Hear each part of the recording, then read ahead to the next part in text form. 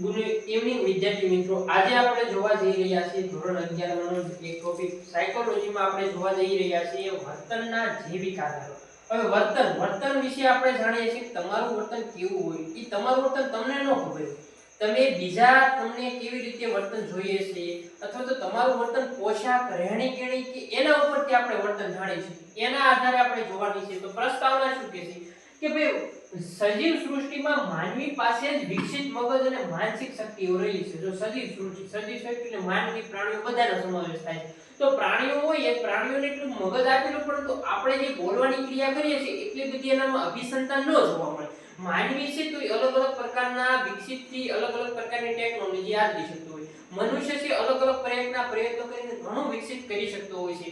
હવે માનવીના વિશેષ લક્ષણો શું છે? સીધા ટટ્ટા ચાલવું, તો આપણે સીધા ટટ્ટા ચાલી શકીએ છીએ. આપણે કેવી રીતે? તો અન્ય પ્રાણીઓની તુલનામાં શરીરના વજનની સરખામણી મગજનું મોટું પદ છે. આપણે મનુષ્ય છે તો મનુષ્ય આપણે અલગ અલગ પ્રકારના પ્રયોગો કરી શકીએ. જેમ કે આપણે વિમાન બનાવવું હોય અથવા અનેક પ્રકારના પ્રયોગો કરવા તો મનુષ્ય કરી શકે છે, જેવી રીતે પ્રાણીઓમાં જોવા મળતું નથી.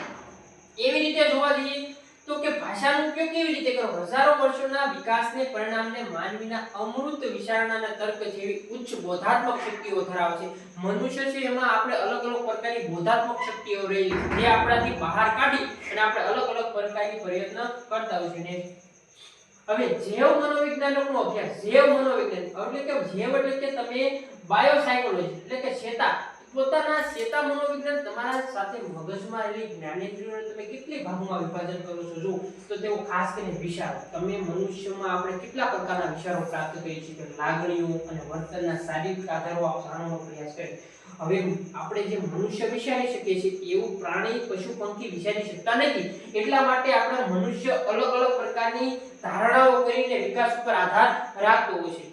આ પ્રયાસો દ્વારા જોવા જઈએ તો આ પ્રયાસો દ્વારા માનવ વર્તન અનુકૂળ બનાવવામાં મગજ, વર્તન અને પર્યાવરણ વચ્ચે કેવી આંતરક્રિયાઓ થાય તેનું જ્ઞાન મળે છે.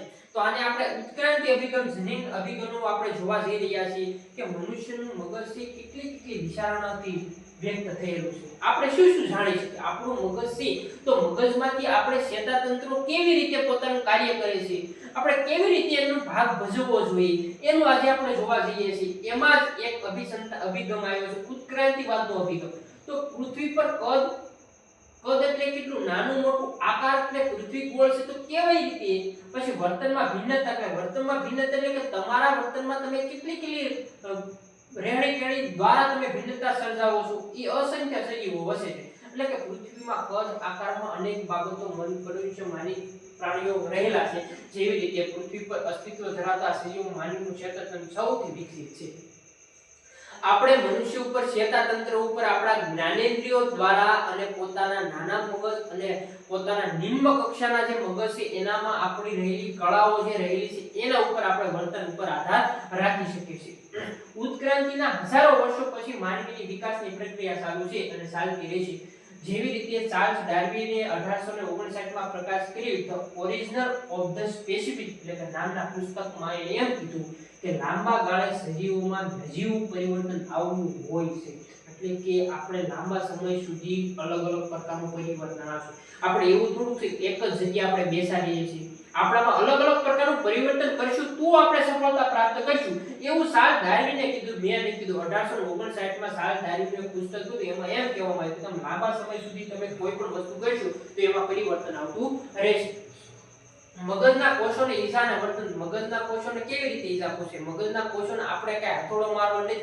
મગજના કોષોમાં તમે ખોટા વિચારો નાખશો તો એ ખોટા વિચારોના કારણે આપણું વર્તન ફેરફાર થશે. જો એવી રીતે કોઈ રોગ, તો રોગ આપણે મગજ દ્વારા કેવી રીતે રોગ થાય? તમે ખોટી પીડા કરો, દુઃખ કરો તો મગજને રોગો થાય. તો રોગ, દવા, અકસ્માત દ્વારા મગજના કોષોને ઈજા પહોંચી હોય તો તેવા કિસ્સાઓમાં અવલોકન દ્વારા વર્તનનું જૈવિક આધારનું જાણકારી પ્રાપ્ત થાય. એટલે કે ટૂંકમાં રોગ ને દવા ને અકસ્માત મગજ દ્વારા ન થાય એ તમે ખોટા વિચારો, તમારું જે માનસિક સંતુલન જાળવી ન શકતા હોય તો એના કારણે તમને અલગ અલગ પ્રકારના રોગોનો પ્રાપ્ત થાય.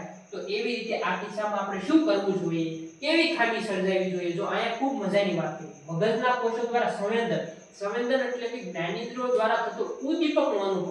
તમને બહારથી કોઈ પણ અનુભવ થતો હોય તો એને સંવેદન કહેવાય. પ્રત્યક્ષીકરણ એટલે રૂબરૂ જોવું. તમને વાતાવરણમાંથી કોઈ વસ્તુ રૂબરૂ વસ્તુ જોવો છો મગજમાં આવે છે તો એને આપણે પ્રત્યક્ષીકરણ કરીએ. સ્મૃતિ એટલે યાદ કરવું. વારંવાર તમે યાદ કરો, તર્ક કરો. તમે ગણિતના કોઈ દાખલા હોય તેને તર્ક જેવી મહત્વની પ્રક્રિયાઓ ઉદ્ભવે છે. આના કારણે મગજના કોષોમાં ખામી આવે તો રોગો પણ થાય. કે તમે કોઈ પણ વસ્તુ વધારાની વિચારો તો એની અસર સંવેદન ઉપર થાય, પ્રત્યક્ષીકરણમાં થાય, સ્મૃતિ અને તર્ક ઉપર થાય. આના કારણે લોકોની બુદ્ધિ, શીખવાની શક્તિ આ બધું ઘટી જાય. આવા વર્તનને આપણે કેવી રીતે શીખવું એ આપણે નેક્સ્ટ જોઈએ છીએ. ચાલો, માનવ ઉત્ક્રાંતિના સીમા સ્તંભો. માનવ ઉત્ક્રાંતિ એટલે ઉત્ક્રાંતિવાદના લેખક આગળ ગયા તો એના સીમા સ્તંભો એટલે કે આપણે શું શું તારણ જોવા જોઈએ. તો એમાં પહેલું છે દ્વિગુણીપણું. તો માનવીની ટટ્ટાર શક્તિનો નિર્દેશ કરે છે. દ્વિપદી ગણું છે તો માનવી ટટ્ટાર ચાલે છે તો આપણે માનવી કેવી રીતે ટટ્ટાર ચાલે છે, આપણે કેવી રીતે ટટ્ટાર ચાલવું જોઈએ એ આપણે આપણા કોષો ઉપરથી ખબર પડે છે. એ આપણે ખબર છે કે મારે આમ ટટ્ટાર ચાલવું છે, આમે ગાય આવે છે તો આપણે એક બાજુ તરી જઈએ છીએ. તો આપણે ખબર પડી કે આપણું સંવેદન એ બાજુ ખબર પડી અહીં કોઈ વસ્તુ કે પ્રાણીઓ આવે છે તો એના ઉપરથી આપણે ખબર પડી. બે પગે ચાલી શકવાને પરિણામે માનવી હાથથી જુદી વસ્તુઓ પકડી તેનો સારી રીતે ઉપયોગ કરી શકે છે. પરિણામે આજે માનવી નવા સાહસોને સંશોધન કરવા સમર્થ બને છે. મનુષ્ય કાળા માથાના માનવી અશક્ય વસ્તુ ગમે કરી શકે.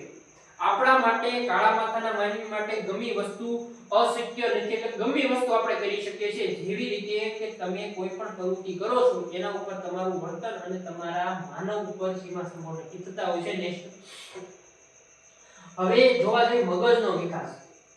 જો આ ખૂબ મહત્વનો ટોપિક છે. મગજનો વિકાસ એટલે શું કે તમારી પાસે જે મગજ આપ્યા છે એની અલગ પ્રકારના સ્નાયુ જેમ કે મગજનું કદ, મગજના વિશિષ્ટ સ્નાયુનું સમ પ્રકાર વિકાસનો નિર્દેશ કરે છે. જો અહીં એમ કીધું કે મગજનું કદ આપણે ખૂબ નાનું હોય છે પણ વિચારવાની શક્તિ કેટલી રહેતી છે.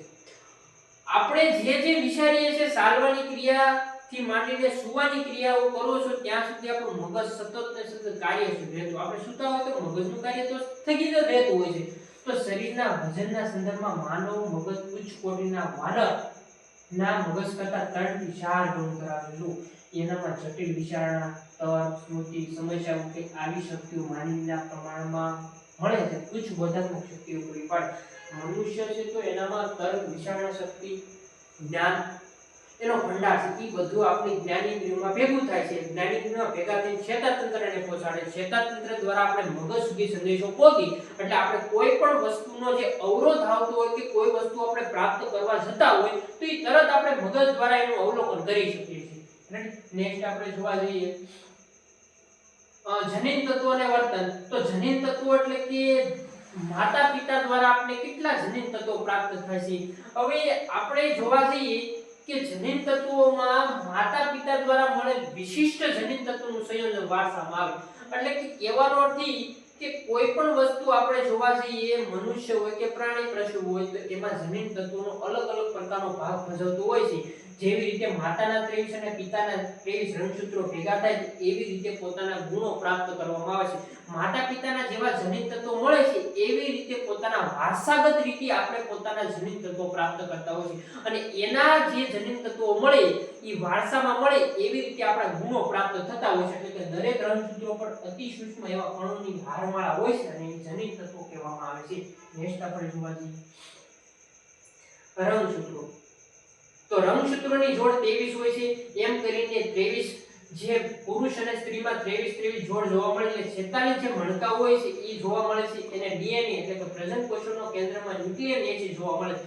આ પ્રોટીનનું બનેલું હોય છે. પ્રોટીન એક શારીરિક પ્રક્રિયામાં જોવા મળે. બંનેના જે વારસાગત લક્ષણો જોવા મળે છે માતા પિતાના, એ માતા પિતાના જે લક્ષણો જોવા મળે એવી રીતે આપણા શરીરમાં અલગ પ્રકારના કોષોની ઉત્પન્ન થાય છે. શારીરિક ક્ષમતા વધે છે, બુદ્ધિ વધે છે અને શારીરિક વારસાના લક્ષણો બંનેના ભેગા થાય અને બંનેના લક્ષણો ભેગા થાય એટલે આપણે વારસાગત રીતે કેટલા પ્રાપ્ત કરી શકીએ એની આધાર આપણે પ્રાપ્ત થાય છે. નેક્સ્ટ